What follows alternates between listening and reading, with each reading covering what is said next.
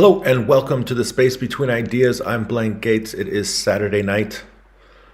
And who's watching on Saturday night? I guess it's going to be Saturday morning for all you guys over in the other continent. And you're waking up to the Space Between Ideas because this is the best place to go to get interesting information about mapping all of these ideas and trying to understand how to improve our business endeavors. Today, we are going to be talking about this image. I call it inbound marketing. And we are going to be talking about this image, which incorporates a concept called midbound marketing, which I just created yesterday. So welcome aboard to Space Between Ideas, and let's get started.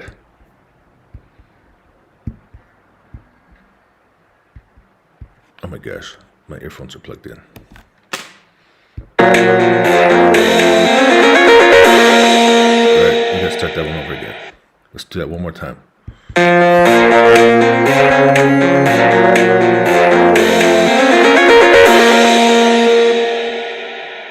There we go. Awesome. Alright, so here it is. This is the idea. And remember in the last video and sometimes in the past when I talk about YouTube and I talk about messaging, creating marketing messages, communicating with your customers, making communications in general, there's a word called outbound marketing. Outbound marketing is basically like TV. So you go onto TV and you create like a commercial, and the commercial is blasted out to anybody who's watching TV. This is called outbound marketing. It's like a megaphone. It's like a speaker. Hey, everybody, look over here.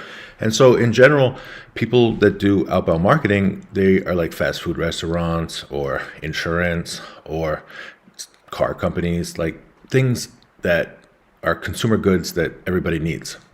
Because if you're selling something very, very specific that a very, very small group of people need, then likely outbound marketing is not what you need. You need something called inbound marketing. So you can see here in the middle, we have this inbound marketing. What is inbound marketing? Let's do a little bit of a review about inbound marketing. Then we're going to talk about these three different areas. And then from there, we're going to return back to talk to our marketing department. Basically, our marketing department, remember, we have the designer and we have Roboslav, the influencer. So we're returning mainly to the designer because we want to understand how to pick AI marketing tools. And it's really difficult, right? Like, because you can go onto Google and say, okay, like what are the best AI marketing tools? Or you can go onto an AI chatbot and say, what are the best AI marketing tools? Yeah, to do what specifically? Like, why are we using AI marketing tools to begin with? How do we even come at this problem? So let's start with inbound marketing. Why is this called inbound marketing?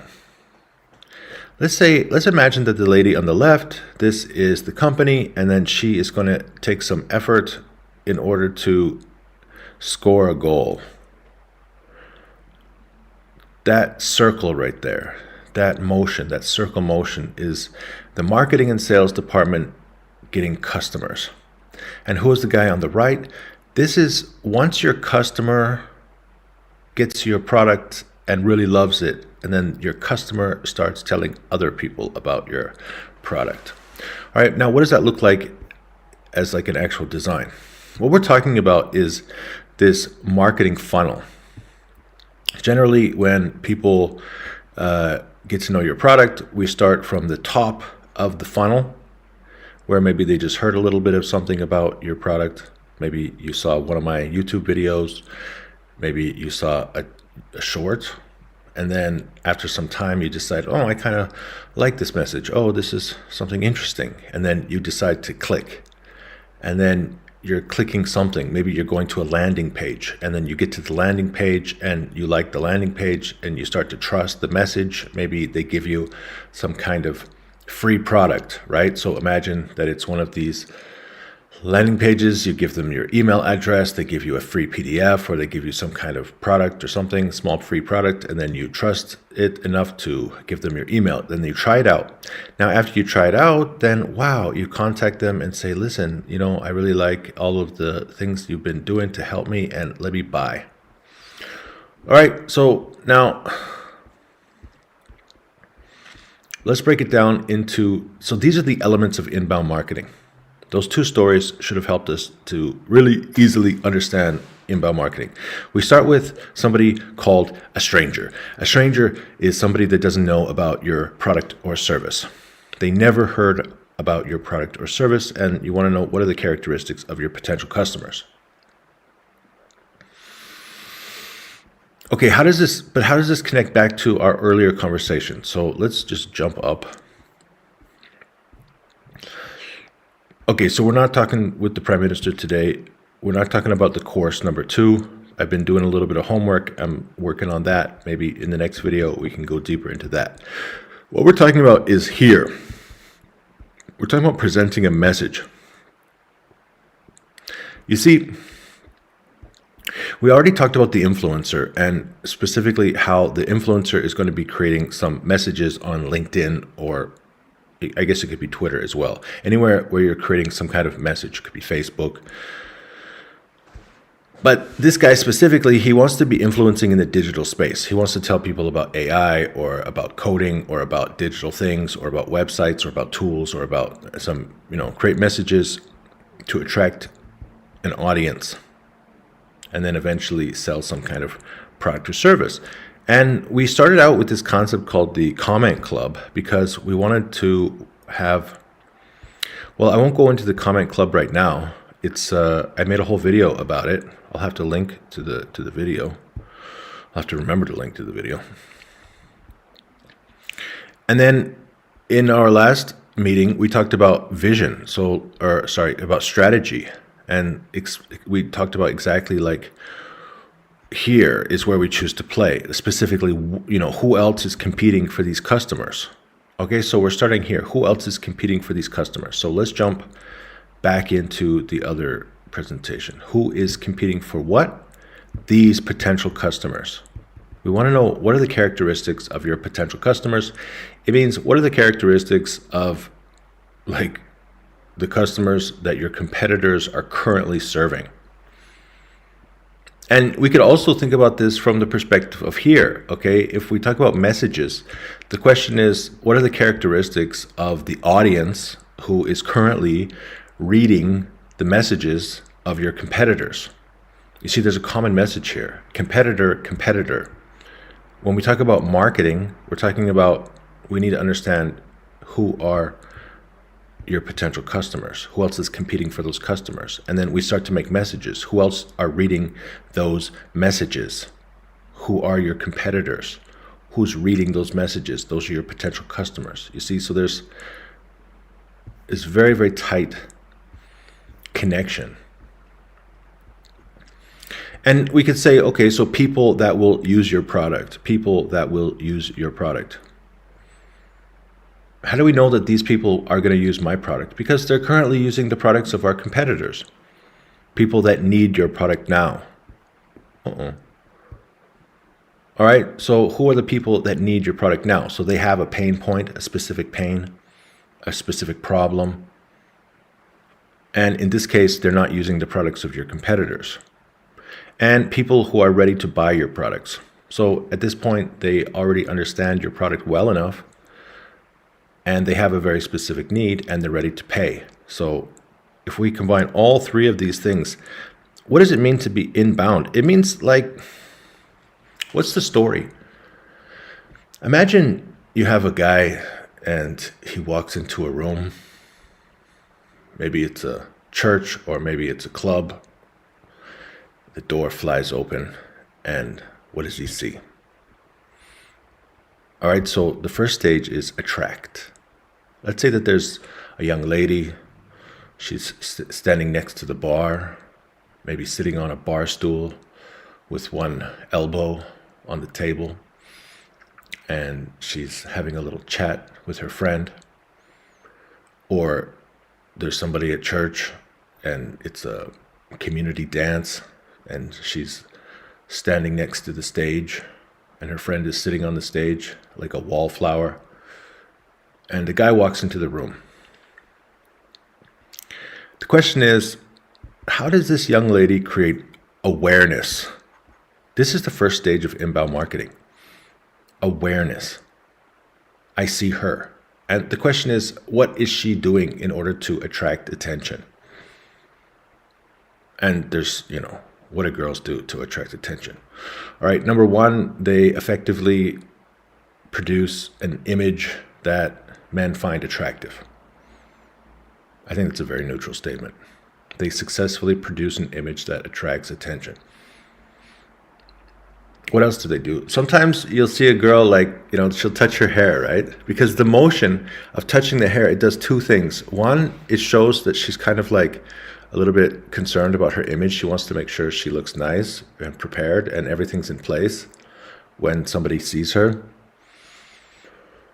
But also the movement, it creates some kind of you see someone touching. I think also maybe there's something from, thousands and thousands of years of girls touching their hair, and a guy notices a girl's touching her hair. So it's like maybe it's like it's waving, right? It's like a form of waving. Hey, it's me, I'm over here.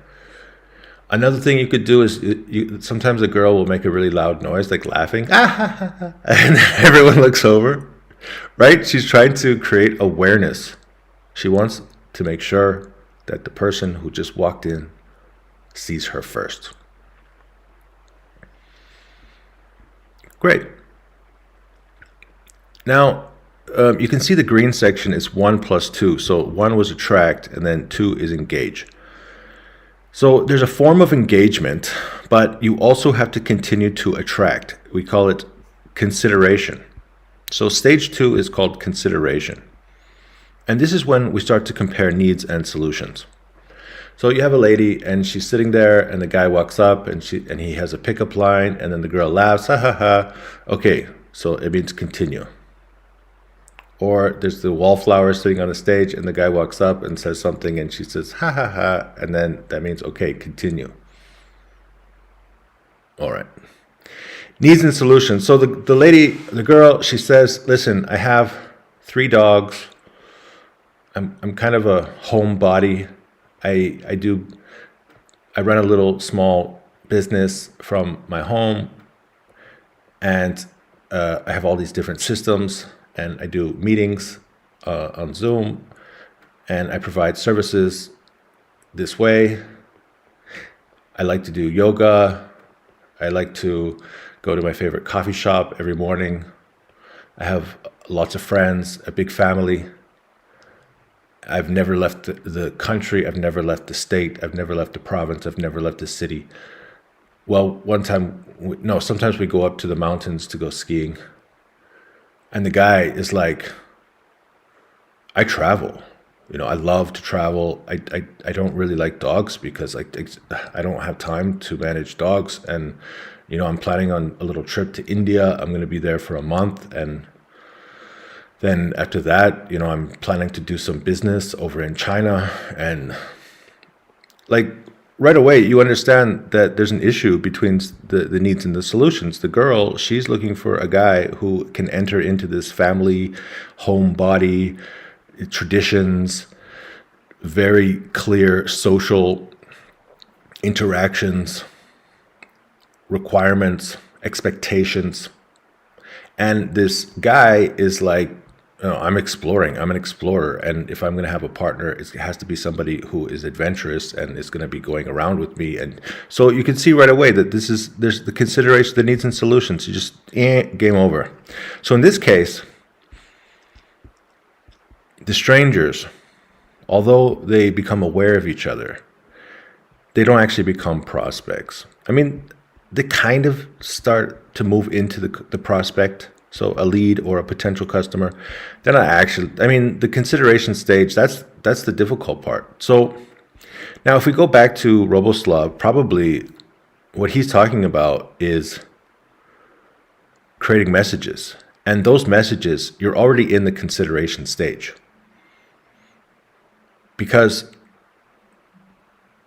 his messages, whether he's creating messages or he's creating comments, putting comments on other people's LinkedIn posts, these are already people.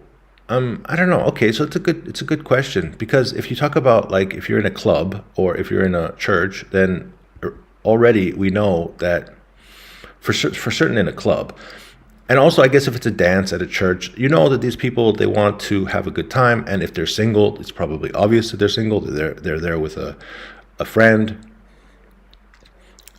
And then what? We're trying to take the next step. Do you have a strong enough pain point? Is there something you really, really, really need? Maybe the guy's like, well, I'm not really looking for somebody. I just came here with some friends. Or maybe the girl's like, well, I'm not really looking for somebody. I was just, relaxing or whatever, But I don't know, because it seems like in this situation, people have a relatively clear expectation because of the venue. All right, and that's the same thing on LinkedIn. So when this guy makes a comment, he's going to be commenting on other people's posts who are also posting about concepts related to the digital space. And then he's going to start to create messages based on ideas that he has, but also he's trying to find a way to attract those customers. He wants to understand their needs, and he wants to show how his solution is better than other people. And then we move into the next stage of engagement. The next stage of engagement, so it's not just the first time. Like, even when you start dating somebody, and then you're girlfriend and boyfriend, and you're spending time together, and what are you doing? You're comparing needs and solutions. You're going through the process of consideration, and then at some point you want to make that decision. You move from potential customer to full-time client. Now you're living together. Now you are providing services for each other all the time. And then we move into the last stage, which is delight. So if you are doing a good job providing services for your significant other, and they are providing services for you, and you're really enjoying the service, then you go to your mother-in-law's house, and your mother-in-law is happy to see you. That's like the number one person in the world that you want to have your advocate is your significant other. You want your significant other telling their friends, like, my boyfriend is great, my girlfriend is fantastic, my husband is wonderful, my wife is fantastic, I really enjoy being with that person, it's delightful. Now, this is where this metaphor, it doesn't continue, because we have to end it there, because well, if we go back to that picture, because it's true that your significant other starts to do marketing for you by doing word of mouth marketing and telling people about what a delightful experience it is to be with you. But in business, in a relationship, you're not really trying to lose your husband or wife. But in business, you want your customers to tell other people, become advocates of your product or service, promote your service, and tell strangers about your product or service, and then those strangers become aware, and then those strangers start to consider, and then those strangers make a decision. So this is the inbound marketing cycle. Ooh. Good. All right, so let's go back down here. That's inbound marketing. What's this thing called midbound marketing? So I think that, like, outbound marketing is like if you drew a circle that's even bigger than these three circles, right? Because outbound marketing, it's like, wow, it's telling everybody. It's hitting all the targets. It's going outside of the target. It's going way outside of the target. Everybody potentially could hear the message. Why does a child care about that Lincoln ad with Matthew McConaughey? I don't think that a child cares. Like, what, I want to buy a Lincoln? Why?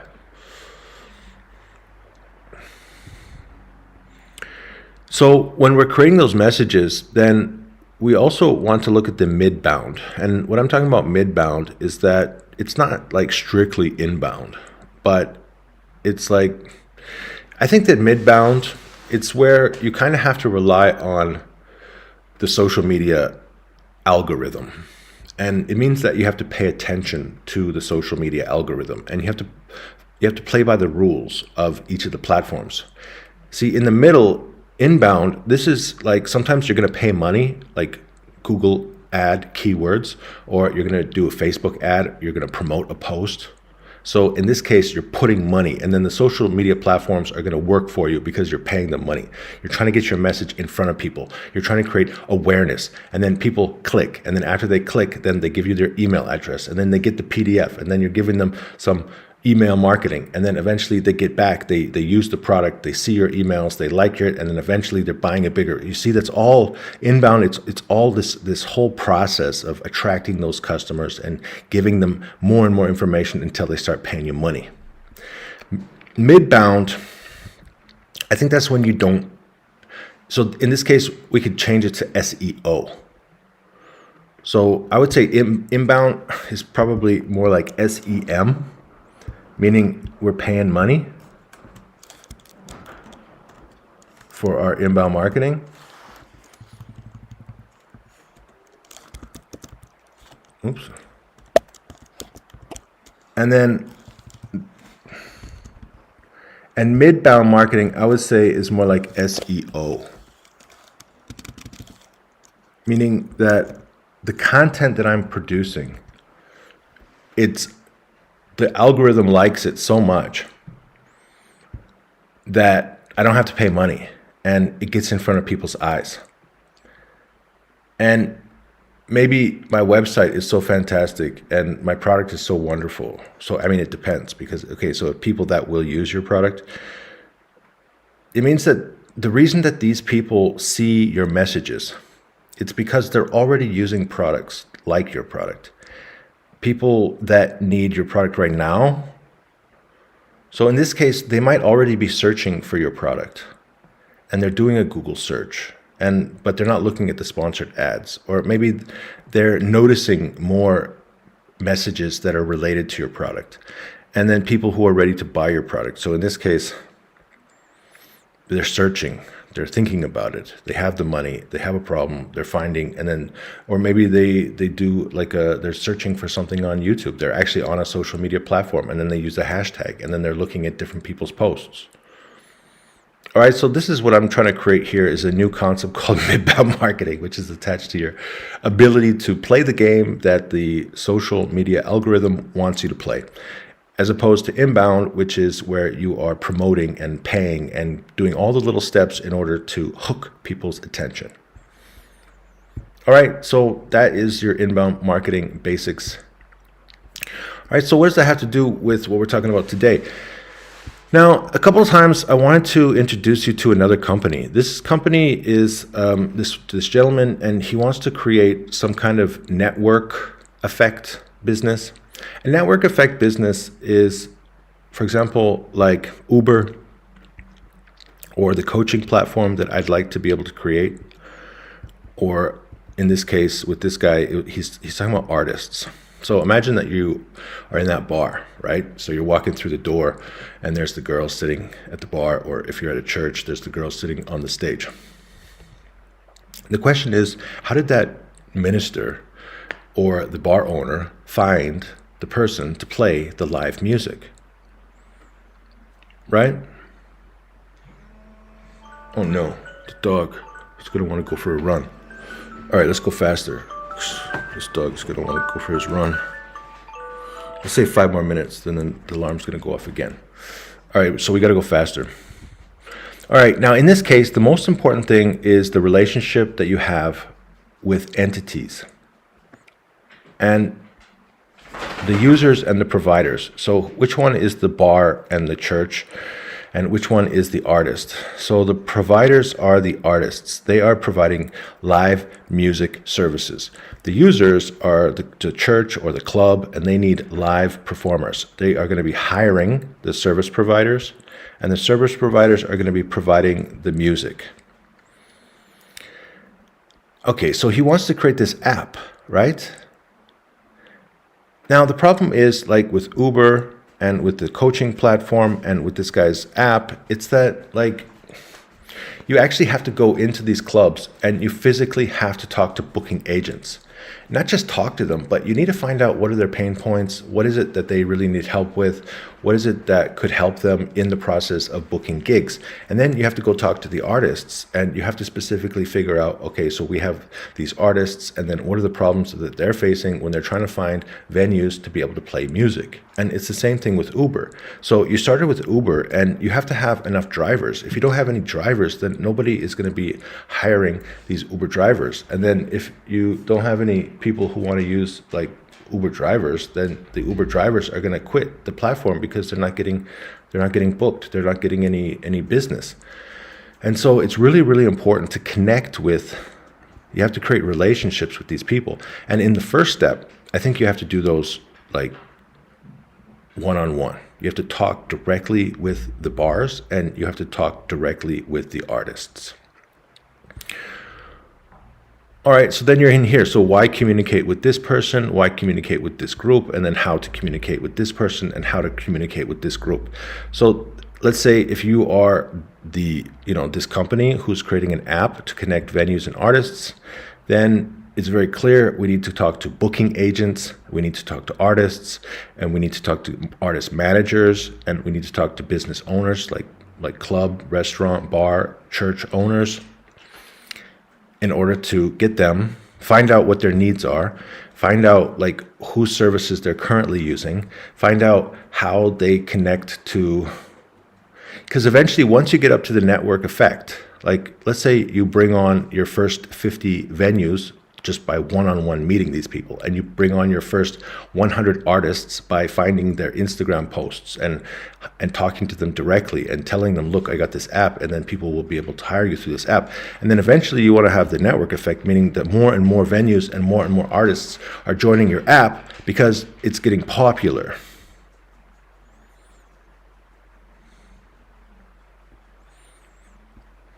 All right, so 2 more points. One point is here. When we talk about the influencer writing messages on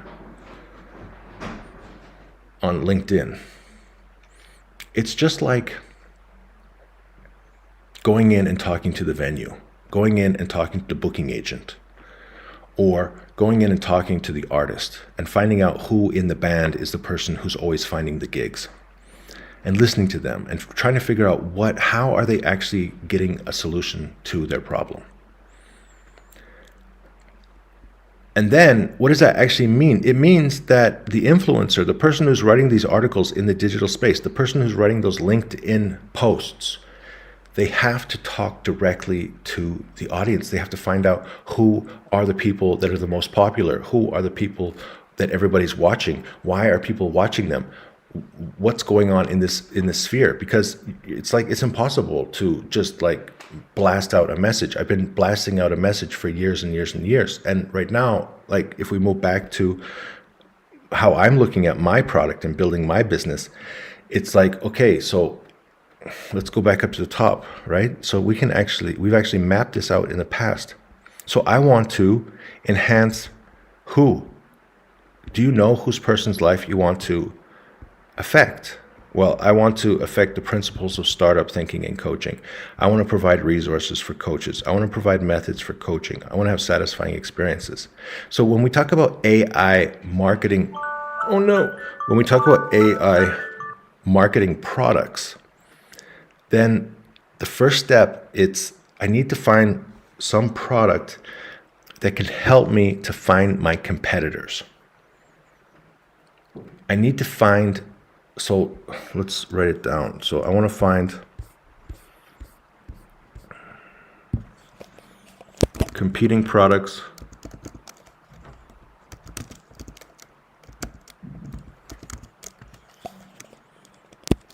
competing platforms